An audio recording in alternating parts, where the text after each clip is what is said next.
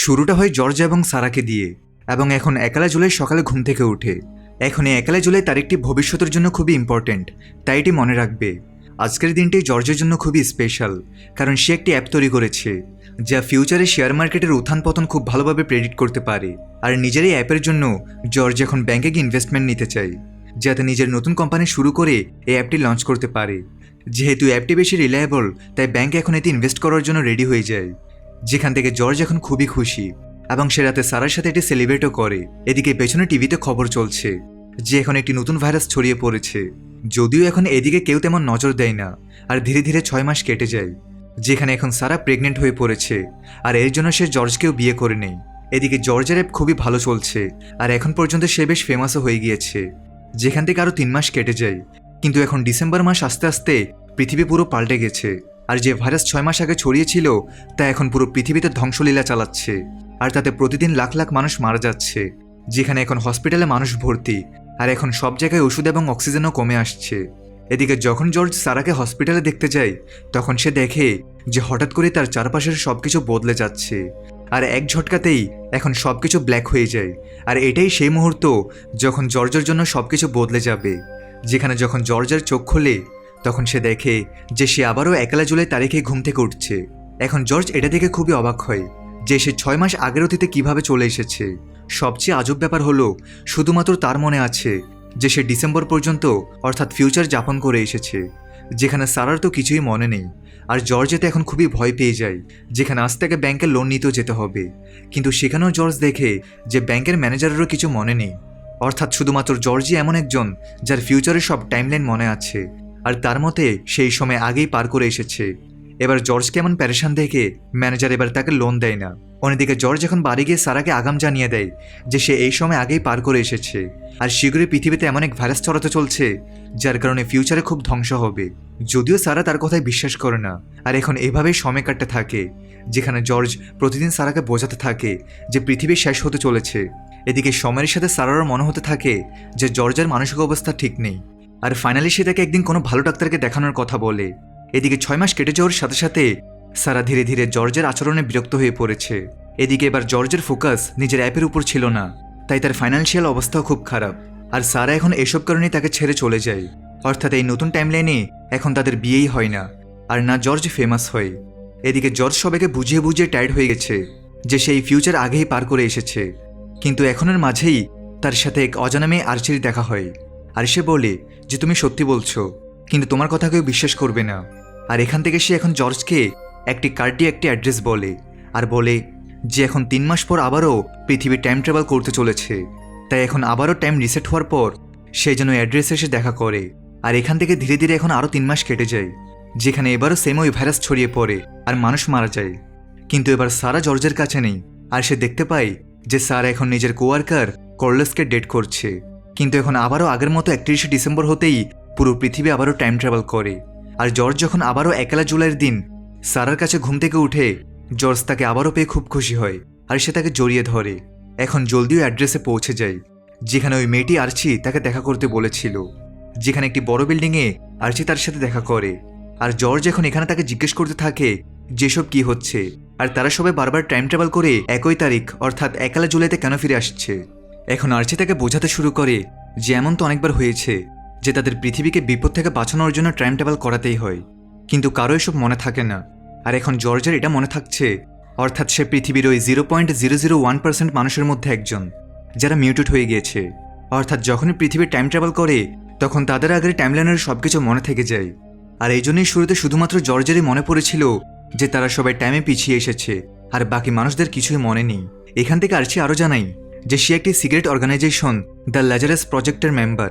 তারা সবাই টাইমে পিছিয়ে এসেছে, এমন এক সংস্থা যাদের কাছে টাইম মেশিন আছে, আর তারা শুধুমাত্র কিছু নির্দিষ্ট লোকদেরই সিলেক্ট করে, যেখানে যখনই পৃথিবী কোনো ইভেন্টের কারণে ধ্বংস হতে নেই তখন তারা পুরো পৃথিবীকেই আবার 6 মাস আগের সময়ে টাইম ট্রাভেল করিয়ে দেয়, যেখানে শুধুমাত্র 2টি চেক পয়েন্ট থাকে, 1 জানুয়ারি এবং 1 জুলাই, অর্থাৎ তারা যে কোনো র্যান্ডম দিনে টাইম ট্রাভেল করতে পারে না, আর তাদের সাথে সাথে পুরো পৃথিবী টাইম ট্রাভেল করে।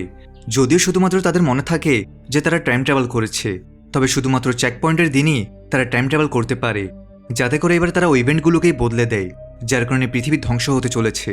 এদিকে এখন পর্যন্ত এই সংস্থা পৃথিবীকে হাজার হাজার বার বাঁচিয়েছে, কখনো নিউক্লিয়ার অ্যাটাক আটকে দিয়ে, আবার কখনো ওয়ার্ল্ড ওয়ার 3 থামিয়ে, আবার কখনো প্রাণঘাতী রোগের ওষুধ খুঁজে। এই জন্যই তাদের গত 2 বার পৃথিবীকে 6 মাসের টাইম ট্রাভেল করাতে হয়েছে, যাতে তারা এই নতুন ভাইরাসের ওষুধ খুঁজতে পারে। এখান থেকে আর্চি এখন জর্জকে নিজের মেন হেডকোয়ার্টারে নিয়ে যায় আর তাকে নিজের টিমের সাথে পরিচয় করাই, যেখানে টিমের মেন হেড হচ্ছে এলিজাবেথ, আর এছাড়া আছে ব্ল্যাক, এরিক, আর্চি এবং শেষে আছে শিব। এখন শিব তো ছোটবেলা থেকেই বুঝতে পারতো যখন পৃথিবীর টাইম ট্রাভেল করতো, আর যেমনটা শিবের নাম শুনে বোঝা যাচ্ছে সে ভারত থেকে এসেছে। এদিকে জর্জ দেখে যেখানে পুরো টিম মিলে এই নতুন ভাইরাসের অ্যান্টিডোট বানানোর চেষ্টা করছে। তবে এছাড়াও আরও একটি বিপদ আছে। আসলে এই মুহূর্তে ইরান থেকে একটি নিউক্লিয়ার বোম চুরি হয়েছে, তাই তাদের সেটাকেও খুঁজতে হবে যাতে সেটাকেও ব্লাস্ট করে না দেয়। এদিকে সবকিছু জানার পরে এখন জর্জকেও এই অর্গানাইজেশনে জয়েন করার অফার করা হয়, আর জর্জও এখন রাজি হয়ে যায়, আর সেও এখন পুরো টিমের সাথে মিলে কাজ করতে থাকে। যেখানে সেটা জেনে খুবই অবাক হয় যে নিউক্লিয়ার বোম ইরান থেকে চুরি করা ব্যক্তি আর কেউ নয়, বরং ড্যানিস নামের একজন এজেন্ট। ড্যানিস যে আগে এই সংস্থাতেই কাজ করত, অর্থাৎ সে আগে থেকে টাইম ট্রাভেল সম্পর্কে জানে, আর এই জন্য সে আরও বেশি বিপজ্জনক। তাই এখান থেকে সবাই মিলে এখন ড্যানিসকে খুঁজতে থাকে। ছোট্ট একটা ব্রেক দিয়ে আবার মূল ভিডিওতে ফিরে যাচ্ছি। আজকে আমি তোমাদেরকে শেয়ার করব বিশ্বের সবচেয়ে জনপ্রিয় একটি প্ল্যাটফর্ম, যেখানে তুমি লাইভ ম্যাচ দেখার পাশাপাশি বিভিন্ন ক্যাশ গেমস, সল্টস আর রিয়েল টাইম গেম খেলতে পারবে। এগুলো খুবই সিম্পল কিন্তু বেশ এক্সাইটিং। আমার প্রচার কোড MND10 ব্যবহার করে রেজিস্ট্রেশন করলে পাবে 200% বোনাস। এবং আরেকটা ভালো বিষয় হচ্ছে তুমি চাইলে খুব সহজেই বিকাশ, নগদ, রকেট বা ব্যাংকের মাধ্যমে খুব সহজে উইথড্র করতে পারবে। তাই যদি ট্রাই করতে চাও পিন কমেন্টে দেওয়া নির্দেশনা ফলো করো এবং আমার প্রচার কোড MND10 ব্যবহার করে বোনাসটা নিয়ে নাও। এটি শুধুমাত্র একটি বিজ্ঞাপন। এই ধরনের অ্যাপে আর্থিক ক্ষতির সম্ভাবনা আছে, তাই এই ধরনের অ্যাপ থেকে দূরে থাকো। এদিকে জর্জ আর সারার সম্পর্ক ভালোই চলছিল, যেখানে এখন একটি পার্টির সময় জর্জ কার্লোসের সাথে দেখা করে। এদিকে কার্লোস যে সারার কোয়ার্কার ছিল, আর জর্জ আগে থেকেই জানতো যে যদি সে সারা থেকে দূরে সরে যায় তবে কার্লোস সারাকে বিয়ে করে নিবে। তাই জর্জ এবার কার্লোসের উপর বদলা নেওয়ার জন্য তাকে একটি এমন কোম্পানিতে ইনভেস্ট করতে বলে যা ডুবতে বসেছিল। এদিকে পরের দিন জর্জ জানতে পারে যে তারা ড্যানিস আর বোম্বের লোকেশন পেয়ে গেছে, আর তারা এই মুহূর্তে প্যারিসে আছে। তাই এখান থেকে সবাই মিলে এখন প্যারিসে যেতে থাকে। যেহেতু এটা জর্জের প্রথম মিশন, তাই সে এরিকের সাথে ভ্যানেই অপেক্ষা করে। এদিকে আর্চি বাকি টিমের সাথে এখন ড্যানিসের আস্তানে রেড করে, কিন্তু ড্যানিস একটু বেশি চালাক ছিল, তাই সে এখন এক এক করে সব টিম মেম্বারদের মারতে থাকে, যাতে এখন আর্চি সহ পুরো টিম ওখানেই মারা যায়। এদিকে এখান থেকে জর্জ এখন নিজেই এরিকের সাথে ড্যানিসের পিছু করতে থাকে, যে বাইক নিয়ে পালাচ্ছে, আর তারা ফাইনালি তাকে ধাক্কা মেরে ফেলে দেয়। এদিকে এখন পর্যন্ত সেখানে পুলিশে চলে এসেছে, তাই এখান থেকে নিজেকে ঘেরাও হতে দেখে এখন ড্যানিস ফাইনালি ওই নিউক্লিয়ার বোম ফাটিয়ে দেয়, যাতে সেই সহ লাখ লাখ মানুষ মারা যায়। কিন্তু এখন মিশন ফেল হতেই সবকিছু আবার একলা জুলাইতে রিসেট হয়ে যায়, অর্থাৎ তাদের কাছে আবারও সুযোগ আছে ওই ব্লাস্ট আটকানোর। এদিকে জর্জ যখন সারাকে নামিয়ে দিতে তার অফিসে যায়, তখন তার কাছে আর্চির ফোন আসে যে তারা ড্যানিসের নতুন আস্তানা পেয়ে গেছে, তাই তারা এবার তাকে আগেই ধরে ফেলতে পারবে। আর জর্জ এখন তার সাথে কথা বলতে থাকে, কিন্তু এর মাঝে পেছন থেকে সারাকে কার্লোস ধমকাচ্ছে, কারণ জর্জের কথাই তার সব টাকা ডুবে গেছে। আর এখন এই তর্কের মাঝে কার্লোসের ধাক্কা লাগাই সারা একটি ট্রাকের সাথে গিয়ে ধাক্কা খায়, যার ফলে তার অবস্থা খুবই খারাপ হয়ে যায়। এদিকে জর্জ জলদি তাকে হসপিটালে নিয়ে যায়, যেখানে ডাক্তার এখন তাকে জানায় যে সারা কোমায় চলে গেছে, আর এখন তারাও জানে না যে সে কবে জাগবে এবং আদৌ বেঁচে ফিরবে কিনা। এদিকে জর্জ এবার আর্চিকে বলে যে তাদের আবারও আর্থকে রিসেট করতে হবে, যাতে সে এবার সারার অ্যাক্সিডেন্ট হতেই না দেয়। কিন্তু এখন আর্চি তাকে একটি অবাক করা কথা জানায় যে আসলে তাদের অর্গানাইজেশন নিজেদের পার্সোনাল কারণে টাইম ট্রাভেল করায় না, কারণ পুরো পৃথিবীকে টাইম ট্রাভেল করানোর অনেক রিস্ক থাকে, আর তারা টাইম ট্রাভেল তখনই করায় যখন পৃথিবী শেষ হতে চলে। আর এখান থেকে আর্চি এখন নিজের উদাহরণও দেয় যে কীভাবে 2018 সালে আর্চি নিজের স্বামী রোসের সাথে একটি মিশনে ছিল, যেখানে তাদের দুই দেশের মধ্যে শুরু হতে যাওয়া যুদ্ধ থামাতে হতো, কিন্তু বারবার টাইম ট্রাভেল করার সত্ত্বেও বারবার ওই লড়াই শুরু হয়ে যেত। আর ওই বছর অসংখ্যবার টাইম ট্রাভেল করাতে হয়েছে। তখন রোজকে নিজেই নিজের প্রাণ দিয়ে ওই পলিটিশিয়ানকে মারতে হয় যে যুদ্ধ শুরু করতে যাচ্ছিল। কিন্তু এখন আর্চি বারবার নিজের হেড এলিজাবেথকে রিকোয়েস্ট করার পরও তারা কখনো টাইম রিসেট করেনি, কারণ ওয়ার্ল্ড ওয়ার তো থেমে গেছে, কিন্তু এখন এতে আর্চির স্বামী রোজ মারা গেছে, অর্থাৎ ছোট্ট ঘটনার কারণে টাইম রিসেট করা হবে না।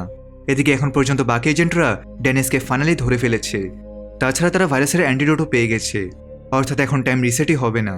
এদিকে শিবও এখন জর্জকে এটাই বোঝায় যে তাদের অর্গানাইজেশন কখনো কারো পার্সোনাল কারণে টাইম রিসেট করবে না। এদিকে জর্জ এখন ড্যানিসের সাথে গিয়ে দেখা করে আর জিজ্ঞেস করে যে সে হয়তো এই সংস্থার এজেন্ট ছিল, তাহলে সে এখন পৃথিবীকে ধ্বংস কেন করতে চায়। আর ড্যানিস এখন এখান থেকে বোঝাতে থাকে রিয়েলিটিকে বদলে দেওয়া ঠিক নয়, আর এর ফলে তারা নেচারের সাথে খেলছে, যেখানে সে চায় এই সংস্থা চিরকালের জন্য শেষ হয়ে যাক আর কখনো যেন টাইম ট্রাভেল করা না হয়।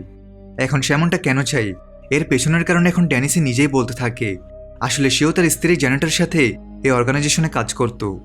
কিন্তু 2017 সালে যখন তার স্ত্রী জ্যানেট প্রেগনেন্ট হয়, ঠিক সেই সময় শিবার বাকি এজেন্টরা একটি মিশনে কাজ করছিল, যেখানে তাদের বায়োকেমিক্যাল ওয়েপেন ব্যবহার হওয়া থেকে আটকাতে হতো, নইলে তাতে একটি চেন রিয়েকশন হবে আর তৃতীয় বিশ্বযুদ্ধ শুরু হয়ে যাবে।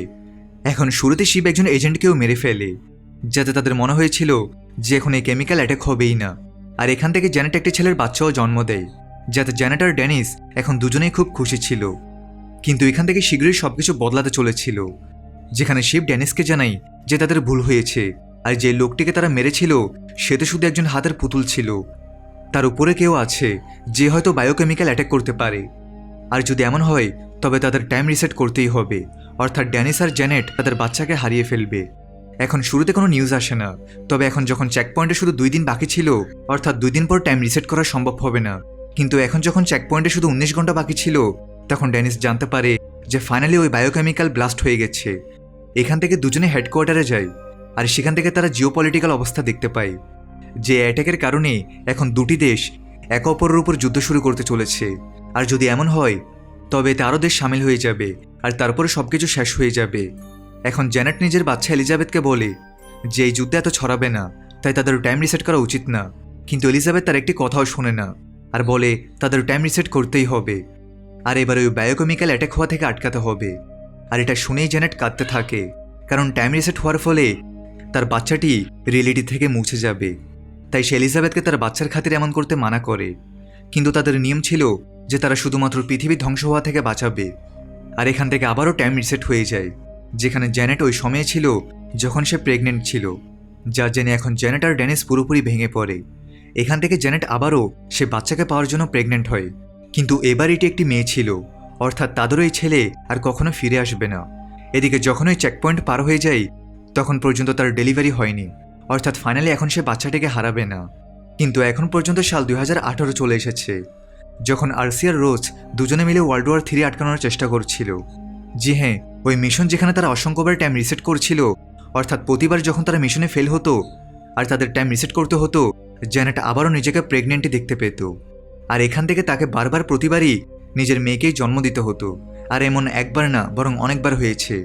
এখন ভেবে দেখো জ্যানেটের কী অবস্থা হয়েছিল, তাকে নিজেরই মেয়েকে বারবার প্রতিবার জন্ম দিতে হয়েছিল। এদিকে জ্যানেট আর ড্যানিস এটা দেখতে পাই যে তাদের মেয়েও তাদের মতোই মিউটেড, অর্থাৎ তারও প্রতিবার টাইম রিসেটের পর সব কিছু মনে থাকে যে কিভাবে সে বারবার জন্ম নিচ্ছে। আর যখন শেষে ফাইনালি রোজ নিজের জান দিয়ে মিশনটি পুরো করে, তখন পর্যন্ত ড্যানিস আর জ্যানেট পুরোপুরি ভেঙে পড়েছিল। আর এটাই শেষ পর্যায়ে ছিল যেখান থেকে ড্যানিস সিদ্ধান্ত নেয় যে সেই টাইম রিসেট চিরকালের জন্য বন্ধ করে দিবে আর নিজের অর্গানাইজেশনকেই মিটিয়ে দিবে। তারপর পৃথিবীর সাথে যা হওয়ার তা হোক। যেখান থেকে এখন ড্যানিস এলিজাবেথের কাছে যায় আর সে তাকে বলে যে সে টাইম মেশিন দেখতে চায় যা দিয়ে পৃথিবীর টাইম রিসেট করা হয়, আর এখানে সে ওটাকে ধ্বংস করে দিবে। যেখান থেকে এলিজাবেথ তাকে বুঝিয়েছিল যে সে তাকে টাইম মেশিন দেখাতে পারে না। এরপর ড্যানিস এলিজাবেথের এক সেক্রেটারিকে গুলি করে তাকে টাইম মেশিনের কথা জিজ্ঞেস করতে থাকে, যদিও ওই সময় শিব তাকে এসে আটকায়, যার পর ড্যানিসকে ওখান থেকে পালাতে হয় আর সে জ্যানেটকেও ওখান থেকে চলে যেতে বলে। যা শুনে জর্জ বুঝে গেছে যে ড্যানিস কিছু ভুল করছে না, কারণ বারবার টাইম ট্রাভেল করার কারণে ড্যানিস আর তার স্ত্রী জ্যানেটকে কতটা সহ্য করতে হয়েছে। এদিকে এখন জর্জের কাছে হসপিটাল থেকে ফোন আসে, আর হসপিটালে পৌঁছে জর্জ দেখে যে সারা বাঁচতে পারেনি আর এখন তার মৃত্যুও হয়েছে। এখানে জর্জ বুঝে গেছে যে সারাকে বাঁচানোর জন্য সে যতই কান্নাকাটি করুক তার কথা কেউ শুনবে না আর টাইমও রিসেট করবে না।